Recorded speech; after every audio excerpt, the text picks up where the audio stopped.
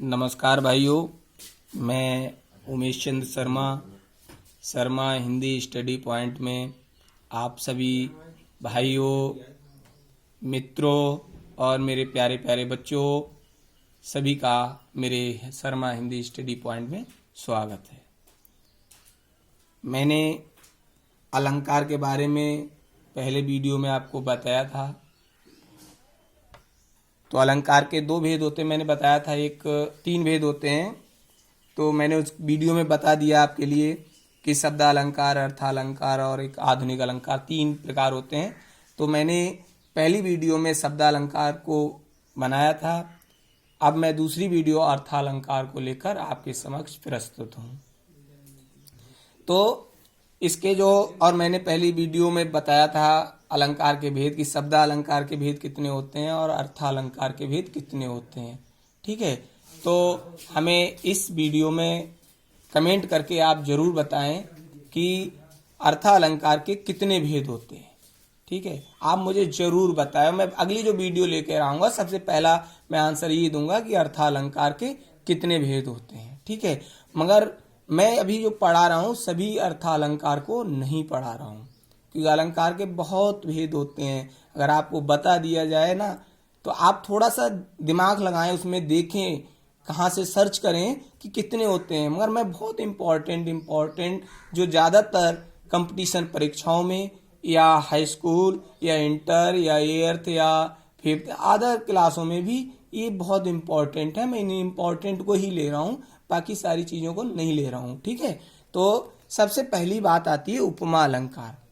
उपमा अलंकार क्या, उपमा अलंकार के कितने भेद होते हैं। ठीक है, उपमा अलंकार के कितने भेद होते हैं।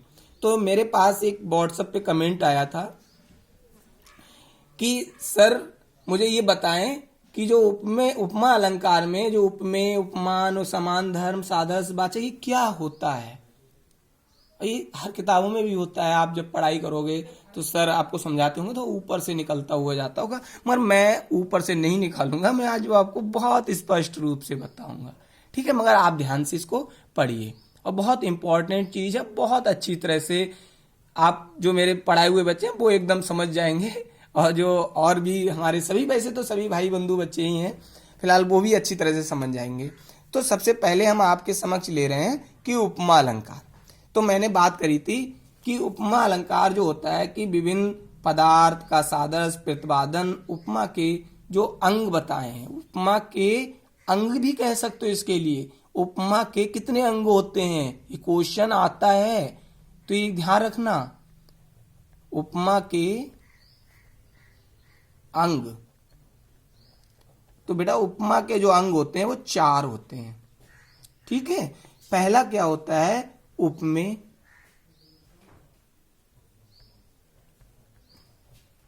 दूसरा होता है उपमान।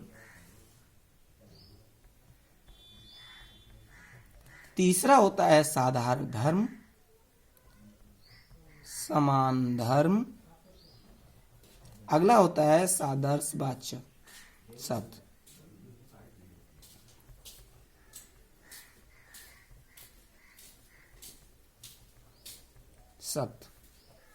ठीक है, अब उपमेय क्या होता है, उपमान क्या होता है और साधारण धर्म क्या होता है, बहुत अच्छी तरह से मैं आपको ट्रिक्स के माध्यम में बता रहा हूं। ये होता है प्रस्तुत। उपमेय का मतलब होता है प्रस्तुत। ठीक है, और उपमान का मतलब होता है अप्रस्तुत।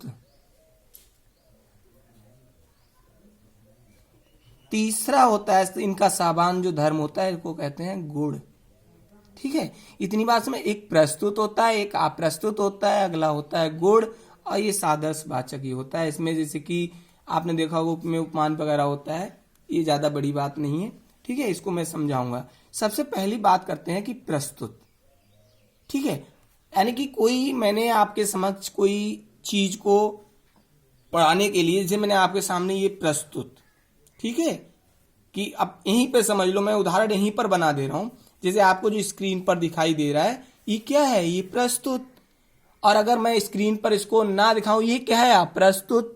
ठीक है, और इसके मतलब जो एक समान धर्म क्या है, अगर चाहे डुका लो, मतलब छिपा लो उसके लिए, या मत छिपाओ, तो ये क्या हो जाएगा, एक इसका गुण हो जाएगा कि गुण तो स्वाभाविक चीज है कि इसमें कुछ छिपा हुआ है, तो मतलब गुण के रूप में ही हम प्रस्तुत करते हैं, उसे ग्रहण करते हैं, तो ये गुण हो जाएगा।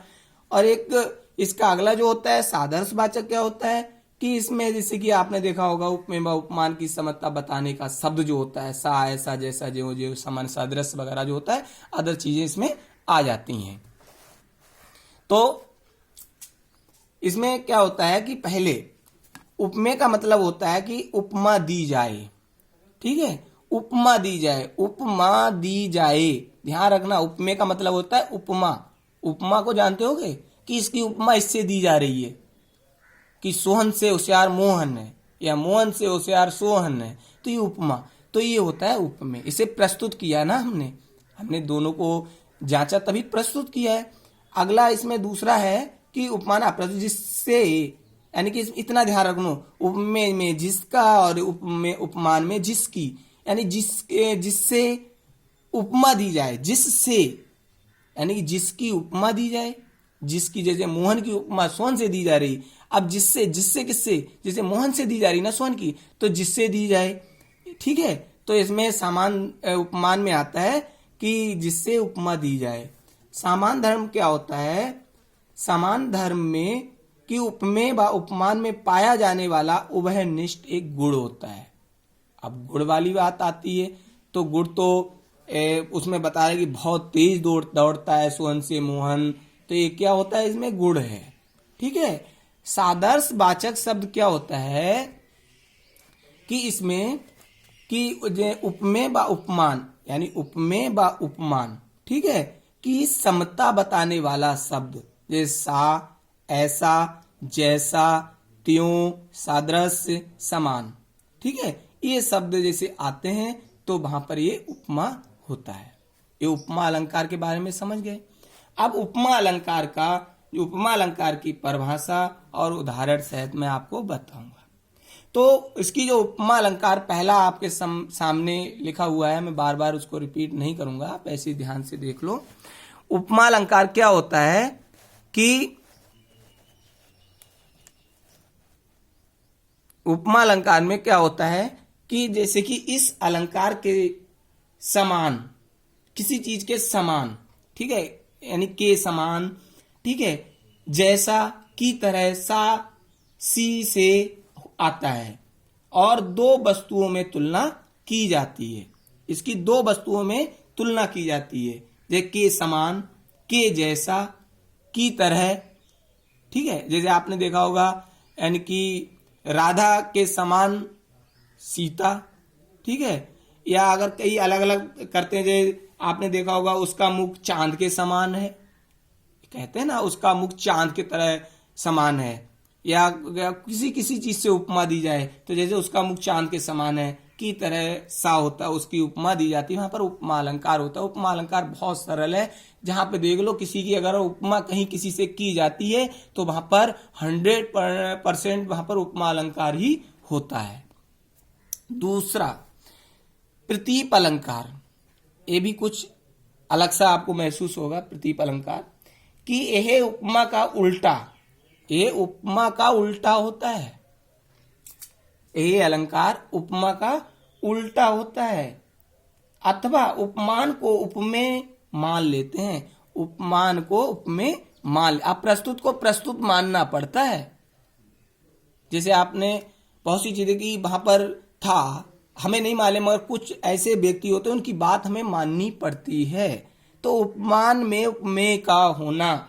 जैसे प्रति में एक उदाहरण लेते हैं, उसकी गाय माता के समान है, उपमा, ठीक है, उपमा है, यानी कि एक उदाहरण जिसे मैं लिख ले रहा हूं, उसकी गाय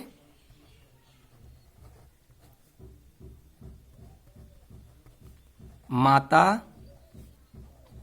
के समान है, ये क्या हुआ बेटा, उपमा। अब मैं कह रहा हूं यहां में प्रतीप, तो प्रति में आता है माता उसकी गाय के समान है, माता उसकी गाय के समान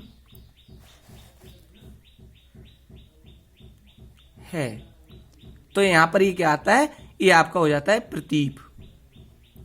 ठीक है, तो यानी कि हमेशा ध्यान रखना कि उपमा का जो उल्टा होता है वह प्रतीप होता है। आप बहुत अच्छी से ध्यान रखना, ये प्रतीप अलंकार होता है, इससे तो इसके समान आता है, प्रतीप हो जाता है। अगला होता है बेटा संधेय अलंकार। संधेय अलंकार क्या होता है कि जहां पर, ठीक है, संधेय अलंकार में कि उपमेय में उपमान का संधेय हो। संधेय अलंकार में आता है कि उपमेय में उपमान का संधेय हो। जैसे कि उदाहरण है कि ये मुख है या चंद्र है, मतलब ये मुख है या चंद्र है।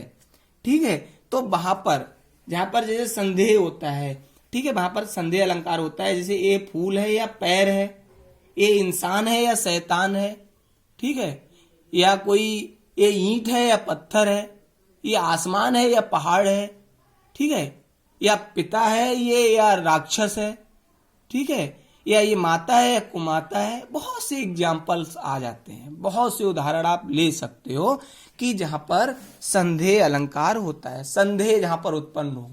ठीक है, तो आप इसको बहुत तरीके से समझ लोगे। ऐसे अगर कोई पेपर में आता है जहां पर संदेह वाली बात आती है तो वहां पर संदेह अलंकार प्रस्तुत हो जाता है। इतनी बात समझ में आई। अगला आता है कि संदेह अलंकार हो गया, प्रतीप हो गया, उपमा भी हो गया। आगे है उत्प्रेक्षा अलंकार। अब उत्प्रेक्षा अलंकार क्या होता है कि आप इसको एक बहुत अच्छी तरह से समझिएगा उत्प्रेक्षा अलंकार को, कि इस अलंकार में एक मैं परिभाषा को एक उदाहरण के तौर पे आप समझ लो। ठीक है, उत्प्रेक्षा अलंकार को एक परिभाषा को डायरेक्टली आप समझो। उत्प्रेक्षा में इसमें क्या होता है कि इस अलंकार में मनहु मन माने, जनहु जन जानो शब्द आते हैं। क्या बोला मैंने? इस अलंकार में मन मानो, जन जानो या आदि शब्द आते हैं, वहां पर उत्प्रेक्षा अलंकार होता है। ठीक है, उत्प्रेक्षा अलंकार होता है। उदाहरण जैसे आप एक समझ लो कि उसका मुख मानो चंद्रमा के समान है, या उसका मुख मानो चंद्र है, मानो। तो इसमें जैसे कि एक उदाहरण में लिख के आपको समझ लो, उसका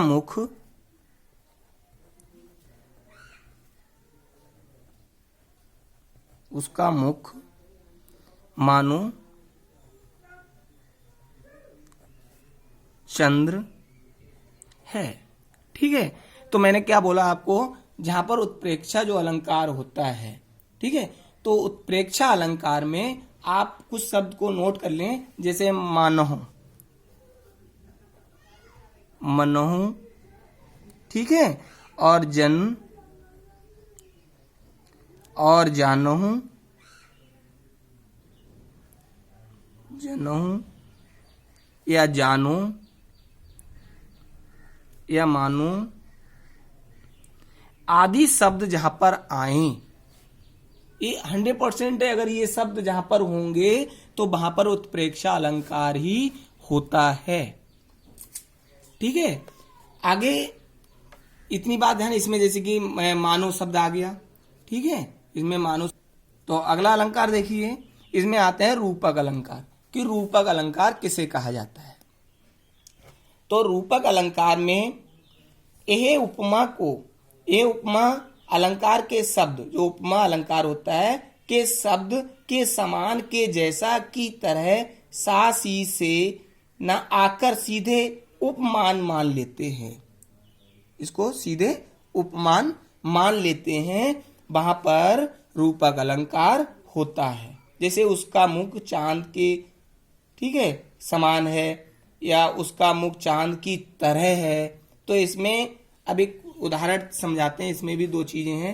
मैंने बताया कि इसका परिभाषा है कि ये उपमा अलंकार के शब्द के समान के जैसा की तरह से सी ना आकर सीधे उपमान मान लेता है। कैसे माना उपमान, ये भी देखो। जैसे उसका मुख चांद,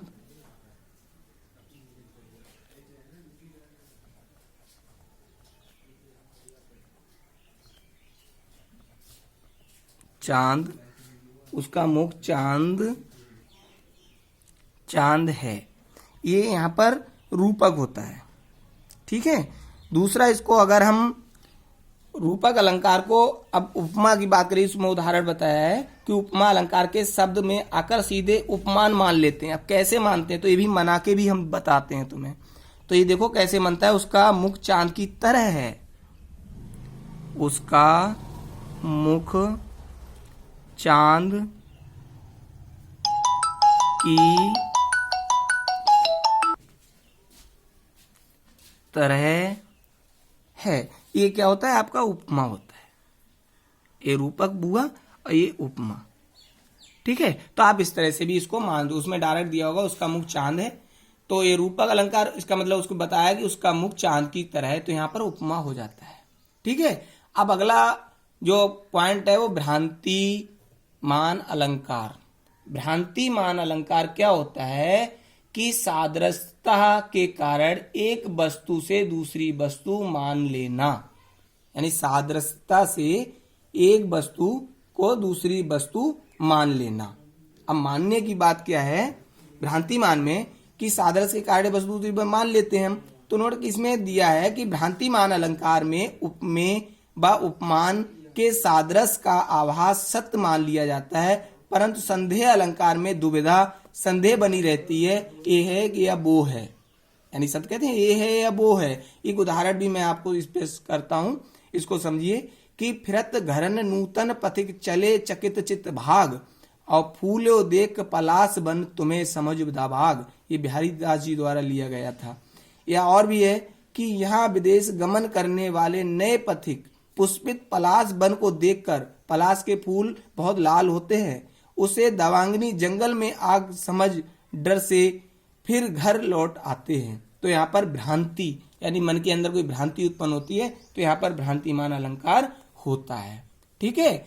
आपको ये वीडियो या पहली वीडियो कैसी लगी, ये हमें कमेंट करके जरूर बताएं, और हम आपको एक क्वेश्चन देते हैं, आप ये क्वेश्चन हमें बताओगे, और मैं कोई सी वीडियो अगर अगली लेके आऊंगा, मैं कमेंट बॉक्स में आप कमेंट करोगे तो मैं आपकी इसके प्रकार बताऊंगा कि अर्था अलंकार के कितने भेद होते हैं, टोटल भेदों की संख्या। ये मैंने 6 जो इम्पोर्टेंट बताए, ये हर परीक्षा में आते हैं, और यहाँ से अगर कोई बच के अलंकार नहीं जा सकता है, चाहे आप 8th क्लास की बात करो, चाहे 10th की करो, चाहे 12th की करो, चाहे BA की करो, चाहे MA की करो, जिस क्लास की बात करें आप उस क्लास में इस चीज को देख लें, यही अलंकारों से आता है। और बाकी जो छूटे बहुत अलंकार होते हैं, पर हमें कमेंट बॉक्स में जरूर बताओगे कि अलंकार के कितने भेद होते हैं। ये मत बता देना 6 भेद होते हैं, ये तो मैंने आपको इम्पोर्टेंट बताए। ठीक है। अब मेरी अलंकार की पहली वीडियो मैंने पहले बना चुका हूँ, ये दूसरी वीडियो आज अर्था अलंकार की वीडियो थी। ठीक है। अब मेरी वीडियो कैसी लगी ये मुझे कमेंट बॉक्स में जरूर बताएं। और तीसरी वीडियो में कुछ छोटी वीडियो होगी, वह वीडियो आधुनिक या पास्ट काल की बनाऊंगा, उसमें मात्र 3 ही भेद होते हैं, और ये वीडियो बनाऊंगा। मगर मुझे ये कमेंट बॉक्स में जरूर बताएं कि अर्था अलंकार के कितने भेद होते हैं। ठीक है। ये नेट पे सर्च करो, कैसे ही करो, क्योंकि आप इन चीज़ों को बार बार रिपीट करोगे तो आपको पक्का याद हो जाएगा। ठीक है। जय हिंद, जय भारत, नमस्कार।